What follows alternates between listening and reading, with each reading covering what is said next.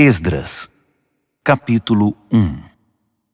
No primeiro ano de Ciro, rei da Pérsia, em cumprimento à palavra do Eterno anunciada por Jeremias, o Eterno incitou Ciro, rei da Pérsia, a fazer um pronunciamento oficial em todo o seu reino. Ele o formulou da seguinte maneira: Decreto de Ciro, rei da Pérsia. O Eterno, o Deus dos céus, entregou-me todos os reinos da terra. Ele também me encarregou de construir um templo de adoração a Ele em Jerusalém de Judá. Todos os que pertencem ao povo do Eterno, sintam-se convocados, e que o Eterno, seu Deus, esteja com vocês. Subam a Jerusalém de Judá e reconstruam o templo do Eterno, o Deus de Israel, o Deus de Jerusalém. Quem ficar para trás, onde quer que esteja vivendo, ajudará enviando prata, ouro, ferramentas e animais, além das ofertas voluntárias para o templo de Deus em Jerusalém. Os chefes das famílias de Judá e de Benjamim, os sacerdotes e levitas, e todos aqueles que Deus despertou, partiram para reconstruir o templo do Eterno em Jerusalém. Os vizinhos ajudaram, trazendo entusiasticamente prata, ouro, ferramentas, animais, objetos de valor e, acima de tudo, ofertas voluntárias. O rei Ciro também entregou a eles todos os objetos e utensílios do templo do Eterno que Nabucodonosor havia levado de Jerusalém e que estavam no templo dos seus deuses. O rei da Pérsia designou o tesoureiro Mitredate responsável pela transferência. Ele fez um levantamento completo daqueles itens e os entregou a Sesbazar, governador de Judá. Eis a lista: 30 bacias de ouro, 1000 bacias de prata, 29 panelas de prata, 30 tigelas de ouro, 410 tigelas de ouro de segunda linha, 1000 itens variados. Ao todo, Sesbazar levou consigo 5.400 objetos de ouro e de prata quando voltou com os exilados da Babilônia para Jerusalém. Esdras, capítulo 2. Estes são os habitantes da província que retornaram do cativeiro, os exilados que Nabucodonosor, rei da Babilônia, tinha levado cativo. Eles voltaram para Jerusalém e Judá, cada um para sua cidade. Acompanhavam Zorobabel, Jesua, Neemias, Seraías, Reelaías, Mardoqueu, Bilzã, Mispar, Bigvai, Reum e Baaná. Este é o número dos que retornaram, de acordo com sua família de origem. Parós, 2.172. Cefatias, 372. Ara, 775. Paate Moabe, descendentes de Jesua e Joabe, 2.812. Elão, 1.254. Zatu, 945. Zacai, 760.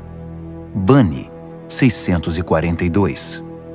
Bebai, 623. Asgade, 1.222. Adonicão, 666. Bigvai, 2.056. Adim, 454. Ater, descendentes de Ezequias, 98. Bezai, 323. Jora, 112. Rassum, 223. Gibar, 95.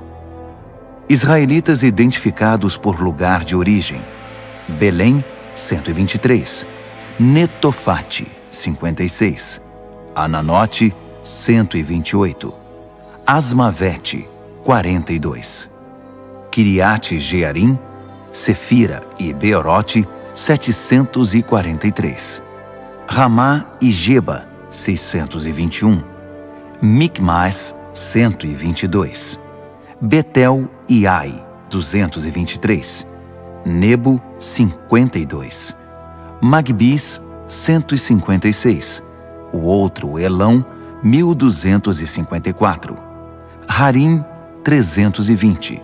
Lode, Hadide e Ono, 725. Jericó, 345. Senaá, 3630. As famílias sacerdotais: Gedaías, descendentes de Jesua, 973. Imer, 1052. Pazur, 1247. Harim, 1017. As famílias dos levitas: Jesua e Cadmiel, descendentes de Rodavias, 74. Os cantores, da descendência de Asaf, 128.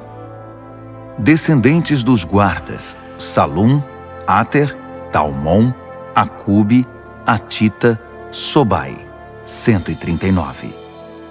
Descendentes dos servidores do templo: Zia, Razufa, Tabaote, Queros, Sia, Padom, Lebana, Hagaba, Acube, Hagabe, Sanlai, Hanã, Gidel, Gaar, Reaías, Rezim, Necoda, Gazão, Uzá, Pazéia, Bezai, Asná, Meunim, Nefuzim, Baquebuque, Racufa, Harur, Baslute, Meida, Harza, Barcos, Císera, Tamá, Nesias e Ratifa. Descendentes dos servos de Salomão: Sotai, Soferete, Peruda, Jaala, Darcom, Gidel, Cefatias, Ratil, Poquerete Razebaim e Ami. O total dos servidores do templo de Salomão eram 392. Estes vieram de Tel-Melá, Tel-Harza, Querube, Adã e Imer, mas não puderam provar que eram descendentes dos israelitas: Delaías, Tobias e Necoda, 652. O mesmo aconteceu com os descendentes dos sacerdotes: Rabaías, Racós e Barzilai, que se casou com uma filha de Barzilai de Gileade e era chamado por esse nome. Eles procuraram os registros da família, mas não os encontraram. Por isso foram impedidos de exercer o trabalho de sacerdote e considerados ritualmente impuros. O governador determinou que eles não poderiam comer do alimento sagrado até que um dos sacerdotes definisse a situação deles por meio do Urim e do Tumim. O total dos que voltaram do exílio foi 42.360. Sem contar os escravos, que totalizavam 7.337. Também havia 200 cantores, que possuíam 736 cavalos, 245 mulas, 435 camelos e 6.720 jumentos. Alguns dos chefes das famílias, ao chegarem ao templo do Eterno em Jerusalém, entregaram ofertas voluntárias para a reconstrução do templo de Deus no lugar original. Eles contribuíram para a construção de acordo com suas possibilidades. O resultado: 500 quilos de ouro, 3 toneladas de prata e 100 vestes sacerdotais. Os sacerdotes, os levitas e algumas pessoas do povo estabeleceram-se em Jerusalém. Os cantores, os guardas e os servidores do templo foram para suas cidades de origem. Todos os israelitas encontraram um lugar para morar. Esdras, capítulo 3. No 7º mês, quando os israelitas se estabeleceram em suas cidades, todo o povo se reuniu em Jerusalém.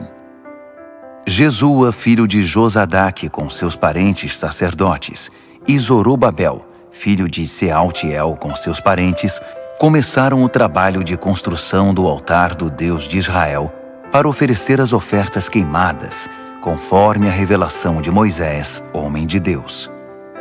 Apesar de estarem com medo do que os vizinhos não israelitas pudessem fazer, começaram mesmo assim a erguer o altar sobre os alicerces e a apresentar ofertas queimadas de manhã e à tarde.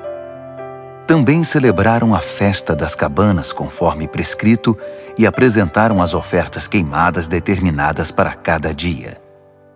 Também apresentaram as ofertas dos sábados, da lua nova e das festas sagradas, bem como as ofertas voluntárias ao Eterno. Começaram a oferecer as ofertas queimadas ao Eterno no primeiro dia do 7º mês, apesar de não terem sido lançados ainda os alicerces do templo do Eterno. Eles contribuíram com dinheiro para a contratação de pedreiros e carpinteiros. Também deram comida, bebida e azeite para o povo de Sidom e de Tiro, como pagamento pelo cedro que trouxeram pelo mar do Líbano até Jope, uma carga autorizada por Ciro, rei da Pérsia. No 2º mês do 2º ano da chegada deles ao local do templo do Eterno em Jerusalém, Zorobabel, filho de Sealtiel, e Jesua, filho de Josadaque, com seus parentes sacerdotes e levitas, e todos os que voltaram do exílio para Jerusalém, deram início ao trabalho. Nomearam os levitas de 20 anos de idade ou mais para supervisionar a reconstrução do templo do Eterno. Jesua e seus parentes uniram-se a Cadmiel, Binui e Rodavias e aos parentes de Renadade, todos levitas, para supervisionar os trabalhadores do templo de Deus. Quando os trabalhadores lançaram os alicerces do templo do Eterno, os sacerdotes, com suas vestimentas, ficaram de pé com as trombetas, e os levitas, descendentes de Asaf, com os símbolos para louvar o Eterno, conforme a tradição de Davi, rei de Israel. Eles cantaram responsivamente ao Eterno com louvores e ações de graças. Sim, Deus é bom. Ah, sim, Ele nunca deixará de amar a Israel. Todo o povo pulou de alegria, louvando ao Eterno, pois os alicerces do templo do Eterno foram lançados. Enquanto a multidão cantava alegremente, muitos dos sacerdotes, levitas e chefes das famílias que tinham visto o primeiro templo choravam incontrolavelmente ao ver os alicerces do novo templo. Era impossível distinguir os sons de alegria do choro. O barulho podia ser ouvido de longe. Esdras, capítulo 4.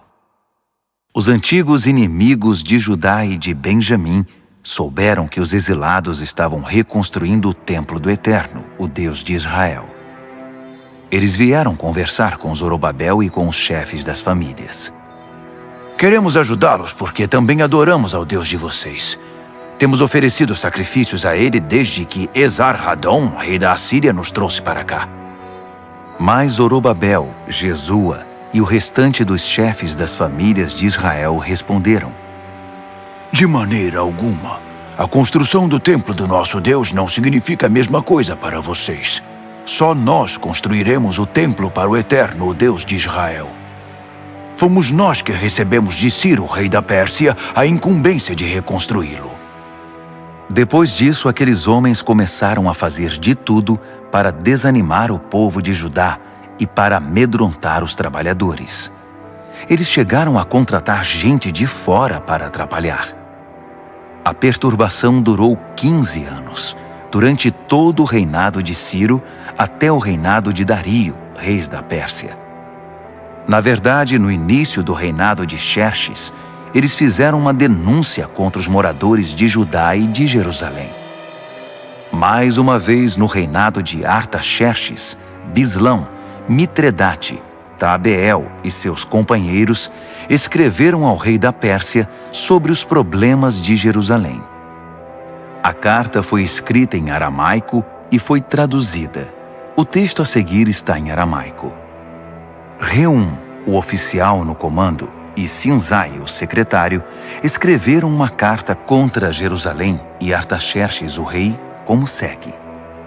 Do comandante Reum e do secretário Sinzai e dos seus companheiros, os juízes e os oficiais, sobre o povo de Trípoli, da Pérsia, de Ereque e da Babilônia, os elamitas de Susã e das demais nações que o poderoso e famoso Assurbanipal deportou e estabeleceu na cidade de Samaria e em outros lugares a oeste do Eufrates.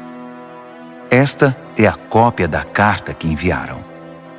Ao rei Artaxerxes, dos seus servos da terra a oeste do Eufrates. Queremos informar o rei que os judeus que partiram daí e chegaram a Jerusalém começaram a reconstruir essa cidade rebelde e má. Estão empenhados em terminar os muros e em reconstruir os alicerces. O rei precisa saber que quando a cidade estiver reconstruída e os muros terminados, os moradores não pagarão mais 1 centavo de tributo, taxas ou impostos. O tesouro real sofrerá com a perda. Somos leais ao rei e não podemos ficar apáticos enquanto o rei é insultado. Daí o interesse em relatar a situação. Sugerimos que o senhor procure nos registros históricos dos seus antepassados e constatará que essa cidade é rebelde, um espinho para qualquer rei ou governador. É um centro de conflitos e revoltas, e isso há muito tempo. Por isso a cidade foi destruída. Queremos que o rei saiba que se a cidade for reconstruída e seus muros restaurados, o Senhor perderá o que tem nas províncias da além do Eufrates. O rei mandou a resposta ao comandante Reum, ao secretário Sinzai e ao restante dos seus companheiros que viviam em Samaria e em outras localidades a oeste do Eufrates. A paz esteja com vocês. A carta que vocês mandaram foi traduzida e lida para mim. Mandei pesquisar os registros e, de fato, foi constatado que essa cidade se revoltou muitas vezes contra os reis. A rebeldia é um hábito antigo ali. Descobri que houve reis poderosos que conquistaram terras a oeste do Eufrates e impuseram taxas, tributos e impostos. Então, façam o seguinte. Mandem esses homens interromperem a obra imediatamente. E não permitam que a recomecem até que eu mande. Sejam rápidos e firmes. Eles já causaram muitos danos aos reis. A carta do rei Artaxerxes foi lida para Reum, para o secretário Sinzai e seus companheiros. Eles não perderam tempo. Foram logo avisar os judeus em Jerusalém e os obrigaram a interromper a obra. Assim, a reconstrução do Templo do Eterno em Jerusalém foi interrompida. Nada foi feito até o 2º ano do reinado de Dario, rei da Pérsia. Esdras, capítulo 5. Enquanto isso, os profetas Ageu e Zacarias, filho de Ido, pregavam aos judeus em Judá e em Jerusalém com autoridade concedida pelo Deus de Israel. Por isso Zorobabel, filho de Sealtiel, e Jesua, filho de Josadaque, reiniciaram a reconstrução do templo de Deus em Jerusalém. Os profetas de Deus vieram ajudá-los. Tatenai, governador do território a oeste do Eufrates na época, Setar-Bozenai e seus companheiros procuraram os israelitas e perguntaram: quem deu autorização a vocês para reconstruir o templo e restaurar os muros? Então informamos a eles os nomes dos encarregados da construção. Mas Deus estava atento aos líderes dos judeus. Por isso a obra não foi interrompida até Dario ser informado e enviar a resposta oficial. Tatenai, governador do território a oeste do Eufrates, Setar-Bozenai e seus companheiros, os oficiais do território, enviaram uma carta ao rei Dario. Este é o conteúdo. Ao rei Dario, paz e sucesso. Queremos relatar ao rei que fomos à província de Judá, ao templo do grande Deus que está sendo reconstruído com enormes pedras. No momento estão pondo as vigas de madeira nas paredes. A obra está sendo executada com empenho e rapidez. Perguntamos aos líderes: quem deu autorização a vocês para reconstruir o templo e restaurar os muros? Também pedimos os nomes dos responsáveis para que pudéssemos informar quem são os encarregados da construção. Eles nos disseram o seguinte: somos servos do Deus dos céus e da terra, Estamos reconstruindo o templo que foi construído muito tempo atrás. Um grande rei de Israel construiu toda esta estrutura. Mas nossos antepassados deixaram o Deus dos céus furioso. Por isso, ele os entregou nas mãos de Nabucodonosor, rei da Babilônia, que destruiu o templo e levou o povo cativo para a Babilônia. Mas quando Ciro se tornou rei da Babilônia, no seu primeiro ano, autorizou a reconstrução do templo de Deus. Além disso, devolveu os utensílios de ouro e de prata do templo de Deus que Nabucodonosor tinha levado embora e posto no templo na Babilônia. O rei Ciro retirou-os do templo da Babilônia e os entregou a Sesbazar, a quem nomeou governador. Ele disse a Sesbazar: "Põe estes utensílios de volta no templo de Jerusalém." Desde então, estamos reconstruindo o templo, mas ainda não terminamos. Agora, se o rei concordar, procure nos registros dos arquivos reais da Babilônia se de fato o rei Ciro autorizou a reconstrução do templo de Deus em Jerusalém.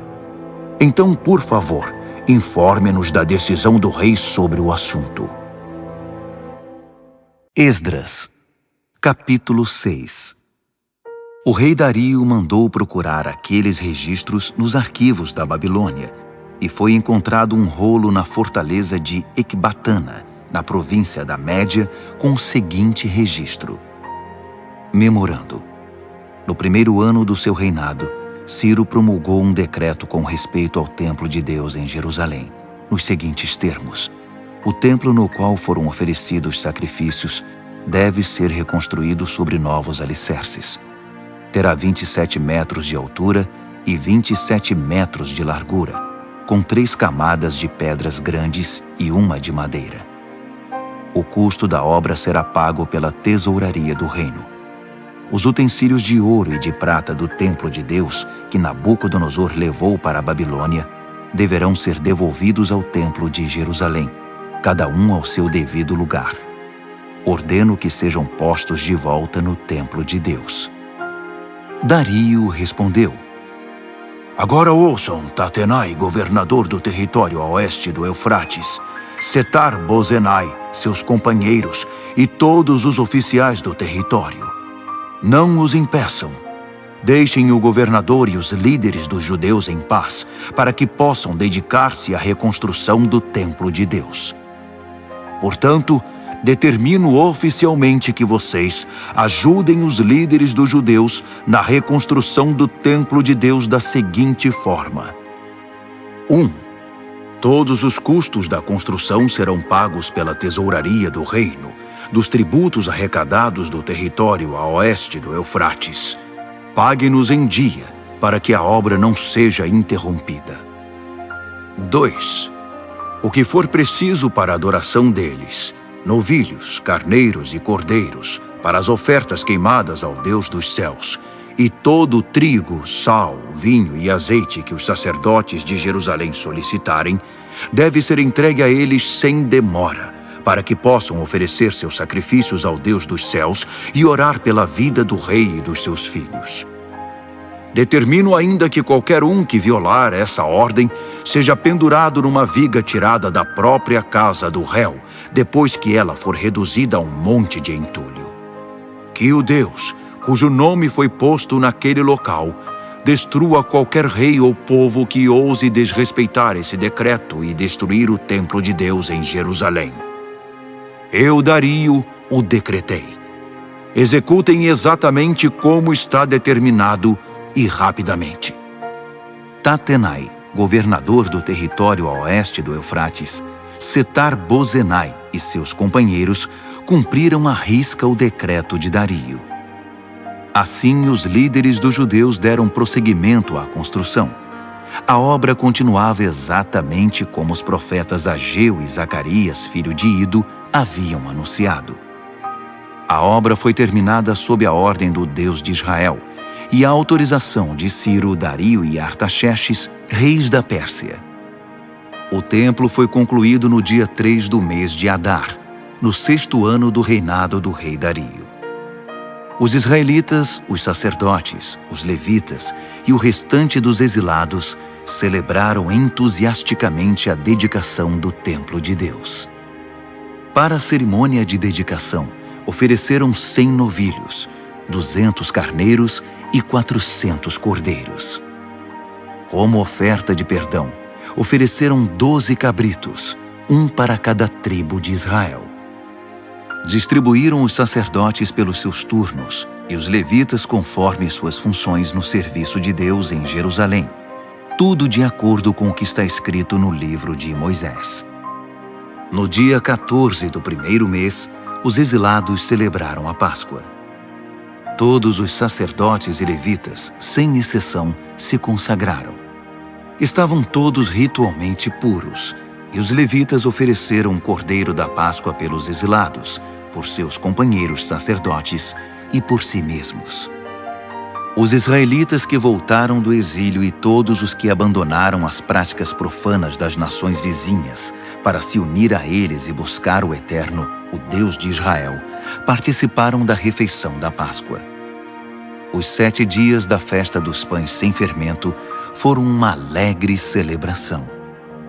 O Eterno tinha mesmo dado a eles razão para muita alegria, pois havia mudado a mente do rei da Assíria e conquistado para eles seu apoio na construção do templo de Deus, o Deus de Israel. Esdras, capítulo 7. A chegada de Esdras se deu após esses acontecimentos. Foi durante o reinado de Artaxerxes, rei da Pérsia. Esdras era filho de Seraías, filho de Azarias, filho de Ilquias, filho de Salum, filho de Zadoque, filho de Aitube, filho de Amarias, filho de Azarias, filho de Meraiote, filho de Zeraías, filho de Uzi, filho de Buque, filho de Abizua, filho de Finéias, filho de Eleazar, filho de Arão, o sacerdote principal. Esse era Esdras. Ele veio da Babilônia e era profundo conhecedor da revelação de Moisés, dada pelo Eterno, o Deus de Israel. Como a mão do Eterno estava com Esdras, o rei concedeu tudo o que ele havia pedido. Alguns israelitas, os sacerdotes, os levitas, os cantores, os guardas e os servidores do templo o acompanharam na viagem a Jerusalém, no 7º ano do reinado de Artaxerxes. Eles chegaram no 5º mês daquele ano. Esdras tinha saído da Babilônia no 1º dia do 1º mês, e a chegada a Jerusalém aconteceu no 1º dia do 5º mês, sob a direção protetora de Deus. Esdras dedicou-se a estudar e a praticar a revelação de Deus, e a ensinar aos israelitas as verdades contidas no livro.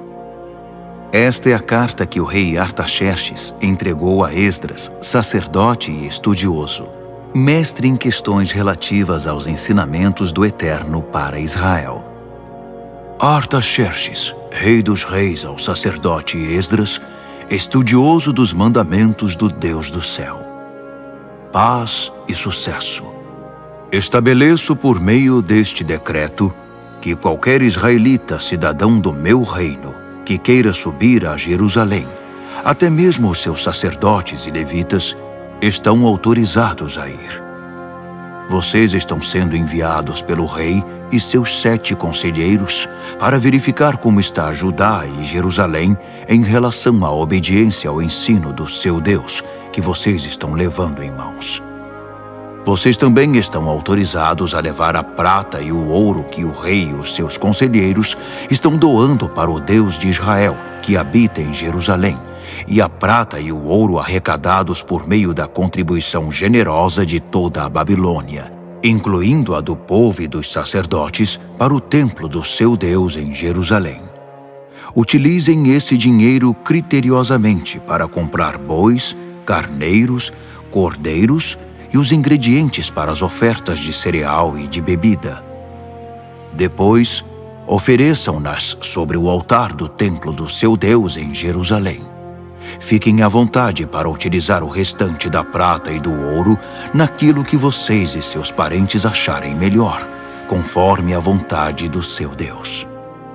Entreguem ao Deus de Jerusalém os utensílios que foram devolvidos a vocês para o serviço no templo do seu Deus.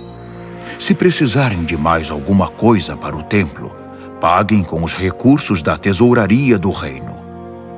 Eu, o rei Artaxerxes, autorizo solenemente e determino a todos os tesoureiros do território a oeste do Eufrates que forneçam ao sacerdote Esdras, o estudioso dos mandamentos do Deus do céu, tudo de que ele precisar, até a quantia de 3,5 toneladas de prata, 100 tonéis de trigo, 10 barris de vinho, 10 barris de azeite e sal à vontade.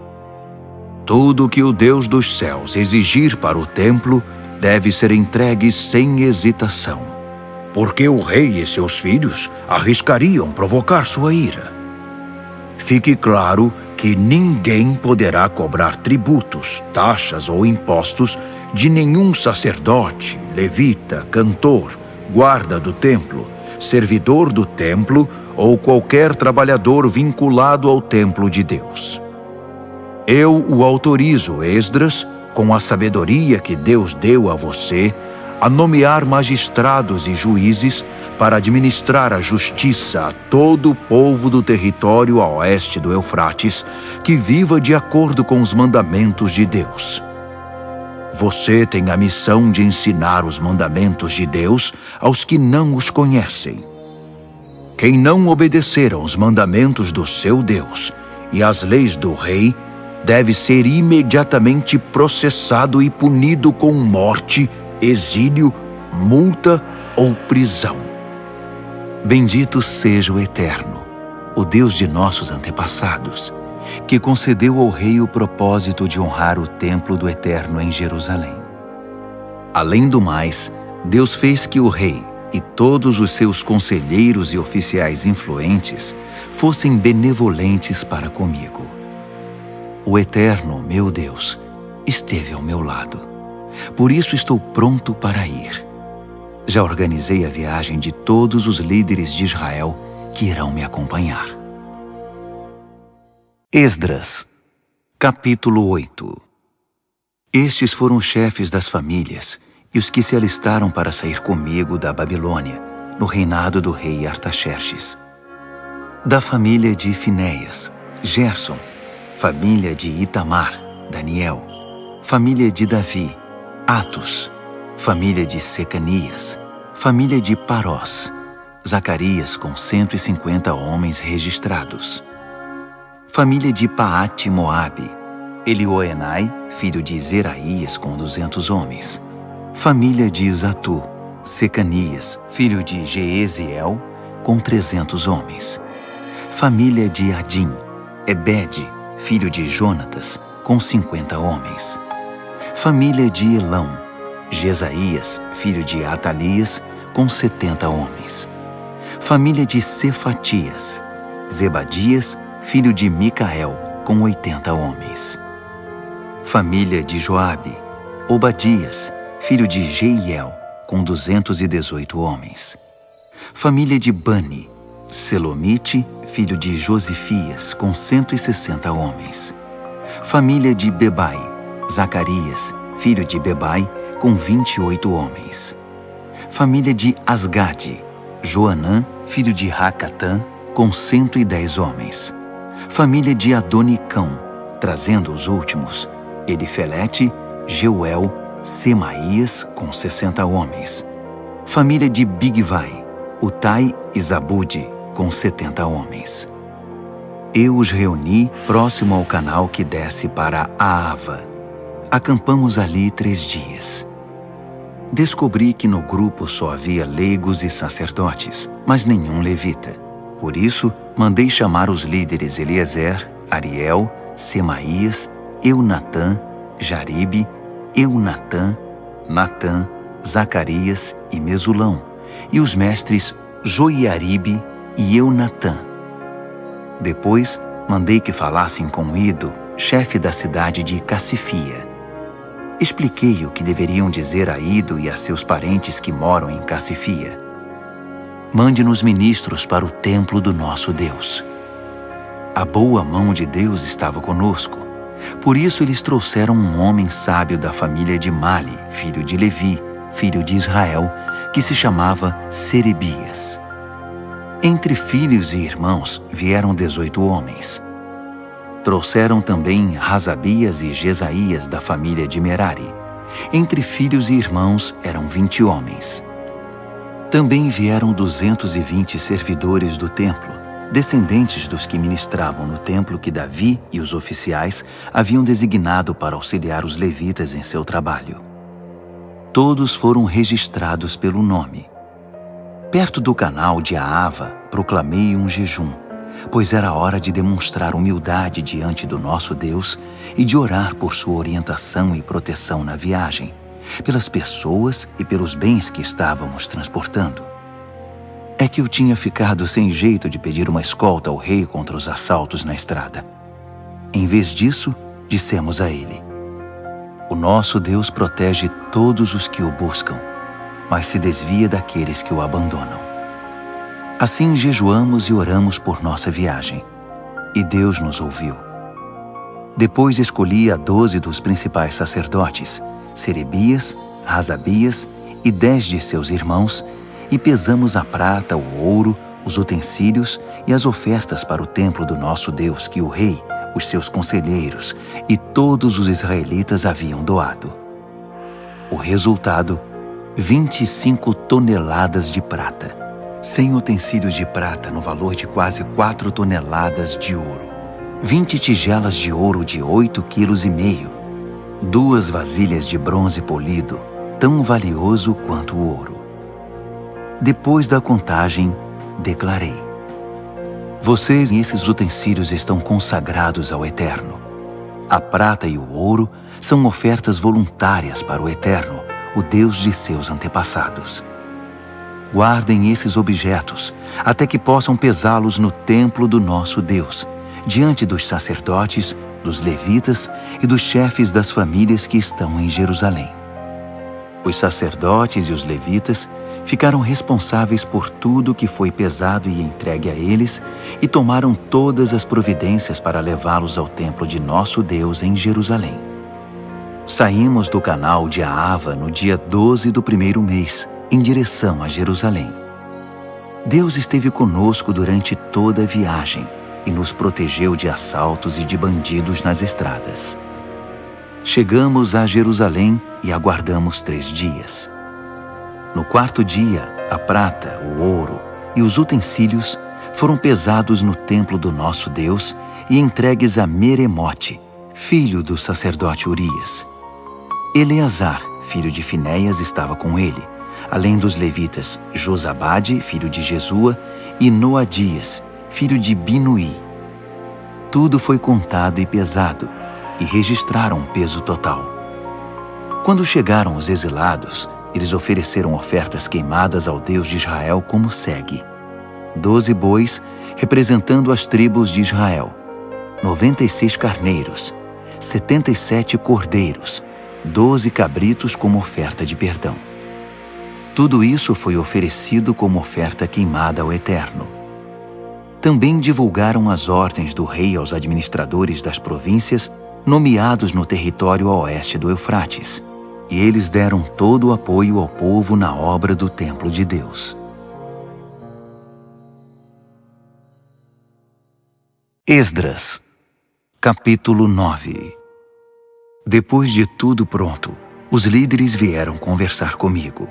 Disseram: o povo de Israel e os sacerdotes e levitas não se separaram dos povos vizinhos, nem das práticas perversas e obscenas dos cananeus, dos heteus, dos fariseus, dos jebuseus, dos amonitas, dos moabitas, dos egípcios e dos amorreus. Eles deram suas filhas em casamento a esses povos, e seus filhos se casaram com as filhas deles. A linhagem santa agora está misturada com esses povos. Os nossos líderes e oficiais foram os primeiros a cometer esse pecado. Quando ouvi isso, rasguei minha roupa, até minha túnica. Arranquei cabelo da cabeça e da barba e me joguei no chão desesperado. Muitos estavam tremendo de medo em virtude do que Deus estava dizendo sobre a traição dos exilados. Eles se reuniram ao meu redor e se sentaram muito aflitos, aguardando o sacrifício da tarde. Na hora do sacrifício, criei coragem. Levantei-me e, com a roupa rasgada e a túnica na altura do joelho, levantei as mãos para o Eterno e orei. Meu Deus, estou tão envergonhado que nem consigo olhar para ti. Nossos pecados são maiores do que nós e nos impedem de enxergar. Nossa culpa chegou até o céu. Estamos atolados em culpa desde os tempos de nossos antepassados. Por causa do nosso pecado, nós, nossos reis e sacerdotes, fomos entregues a reis estrangeiros para sermos mortos, levados cativos, saqueados e envergonhados, como acontece hoje. Agora, por um breve momento, o Eterno, nosso Deus, permitiu que alguns de nós escapassem e pisassem de novo este santo lugar. Assim fez nossos olhos brilharem e aliviou um pouco o nosso sofrimento. Éramos escravos. Mesmo assim, o nosso Deus não nos abandonou. Ele nos fez obter o favor dos reis da Pérsia e nos tem dado coragem para reconstruir o templo do nosso Deus, restaurar suas ruínas e construir um muro de defesa para Judá e Jerusalém. Agora, ó Deus, depois de tudo isso, o que podemos dizer?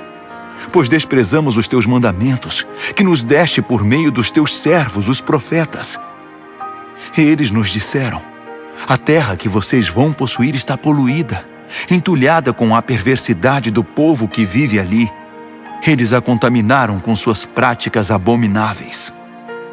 Por isso, jamais entreguem suas filhas em casamento aos filhos daqueles povos, nem deixem que as filhas deles se casem com seus filhos. Não permitam que esses povos se sintam à vontade no meio de vocês. Não se envolvam com eles, nem se tornem amigos deles, para que vocês se tornem um povo forte, ganhem bastante dinheiro e deixem um patrimônio razoável para os filhos. Depois de tudo isso que sofremos, por causa de nossos erros e da culpa que acumulamos, ainda que o castigo tenha sido muito menor que o merecido, porque tu nos livraste da opressão, estamos outra vez quebrando os teus mandamentos.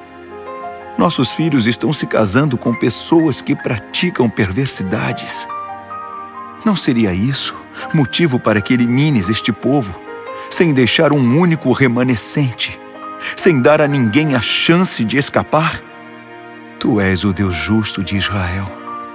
E hoje não passamos de um pequeno bando de exilados que conseguiram sobreviver. Olha para nós, que estamos diante de ti com toda essa culpa. Mas sabemos que não vamos aguentar esta situação por muito tempo. Esdras, capítulo 10. Esdras chorava, prostrado diante do templo de Deus.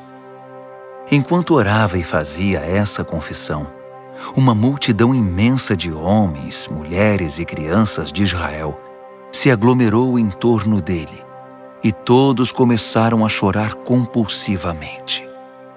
Secanias, filho de Jeiel, da descendência de Elão, na condição de porta-voz do povo, disse a Esdras: Traímos o nosso Deus, casando-nos com mulheres estrangeiras dos povos ao redor. Mas nem tudo está perdido, ainda há esperança para Israel. Vamos fazer uma aliança agora mesmo com o nosso Deus. Vamos mandar embora todas essas mulheres e seus filhos, de acordo com o que o meu Senhor e aqueles que respeitam os mandamentos de Deus estão dizendo. Agora, Esdras, levante-se, tome a iniciativa e nós o apoiaremos. E não volte atrás. Assim Esdras arrancou dos sacerdotes, dos levitas e de todo Israel a promessa solene de acatar a proposta de Secanias. E eles honraram a promessa. Esdras deixou a praça que ficava em frente do templo de Deus e foi para a casa de Joanã, filho de Eliasibe, onde se hospedou. Ele continuou jejuando sem comer nem beber nada e chorando por causa da traição dos exilados. Depois disso, foram enviados mensageiros a todo o território de Judá e por toda Jerusalém, convocando os exilados a se reunirem em Jerusalém. Quem não aparecesse dentro de 3 dias, conforme a decisão dos líderes e das autoridades, teria seus bens confiscados e seria eliminado da comunidade. 3 dias depois, todos os homens de Judá e de Benjamim estavam em Jerusalém. No dia 20 do 9º mês, todos se sentaram na praça em frente do templo de Deus, impacientes, inquietos e ansiosos por causa da relevância do assunto da reunião e porque chovia muito. Finalmente, o sacerdote Esdras levantou-se e declarou: Vocês são traidores! Casaram-se com mulheres estrangeiras e assim aumentaram a culpa de Israel. Agora reconheçam seu erro diante do Eterno, o Deus de seus antepassados, e façam o que ele exige de vocês. Mantenham distância dos povos da terra e separem-se das mulheres estrangeiras. Toda a congregação respondeu a uma só voz: Sim, faremos tudo o que você mandar. Mas havia uma ressalva. Veja bem, tem muita gente aqui e estamos na época da chuva. Você não espera que resolvamos isso agora, debaixo de chuva, não é? Vai ser preciso esperar um pouco, porque foram muitos os que cometeram esse erro. Devemos deixar que nossos líderes decidam pela congregação e que cada homem que vive em nossas cidades e tenha se casado com uma estrangeira compareça aqui numa data determinada, acompanhado das autoridades e dos juízes da cidade. Faremos isso até que o furor da ira do nosso Deus se afaste de nós. Os únicos que se opuseram à sugestão foram Jonatas, filho de Azael, e Jazeías, filho de Tiquvá, apoiados por Mesulão e pelo levita Sabetai. Então, os exilados decidiram pôr o plano em prática. O sacerdote Esdras escolheu pessoalmente homens que eram chefes de famílias. No primeiro dia do 10º mês, eles se reuniram para estudar a questão. No primeiro dia do 1º mês, todos os casos de homens que haviam se casado com mulheres estrangeiras estavam resolvidos. Entre as famílias dos sacerdotes, os que se casaram com mulheres estrangeiras foram: da família de Jesua, filho de Josadaque e seus irmãos, Maazéias, Eliezer, Jaribe e Gedalias. Todos se comprometeram em despedir suas mulheres e deram um aperto de mão, como sinal de compromisso. Também trouxeram um carneiro do rebanho como oferta de reparação. Da família de Imer, Hanani e Zebadias. Da família de Harim, Maazéias, Elias, Semaías, Jeiel e Uzias. Da família de Pazur, Elioenai, Maazéias, Ismael, Natanael, Josabade e Eleasa. Entre os levitas, Josabade, Simei, Quelaías, isto é, Quelita, Petaías, Judá e Eliezer. Entre os cantores, Eliasibe. Entre os guardas do templo, Salum, Telem e Uri. Entre os outros israelitas, da família de Parós, Ramias, Gesias, Malquias, Miamim, Eleazar, Malquias e Benaia. Da família de Elão, Matanias, Zacarias, Jeiel, Abdi, Jeremote e Elias. Da família de Zatu, Elioenai, Eliasibe, Matanias, Jeremote, Zabade e Aziza. Da família de Bebai, Joanã, Hananias, Zabai e Atlai. Da família de Bani, Mesulão, Maluque, Adaías, Jazube, Seal e Jeremote. Da família de Paate-Moabe, Adna, Quelau, Benaia, Maazéias, Matanias, Bezalel, Binui e Manassés. Da família de Harim, Eliezer, Isias, Malquias, Semaías, Simeão, Benjamim, Maluque e Semarias. Da família de Hassum: Matenai, Matatá, Zabade, Elifelete, Jeremai, Manassés e Simei. Da família de Bani: Maadai, Anrão, Uel, Benaia, Bedias, Queluí, Vânias, Meremote, Eliasibe, Matanias, Matenai e Jaazai. Da família de Binui: Simei, Selemias, Natã, Adaías, Macnadbai, Sazai, Sarai, Azarreel, Selemias, Semarias, Salum, Amarias e José. Da família de Nebo: Jeiel, Matitias, Zabade, Zebina, Jadai, Joel e Benaia. Todos esses se casaram com mulheres estrangeiras, e alguns deles tiveram filhos com elas.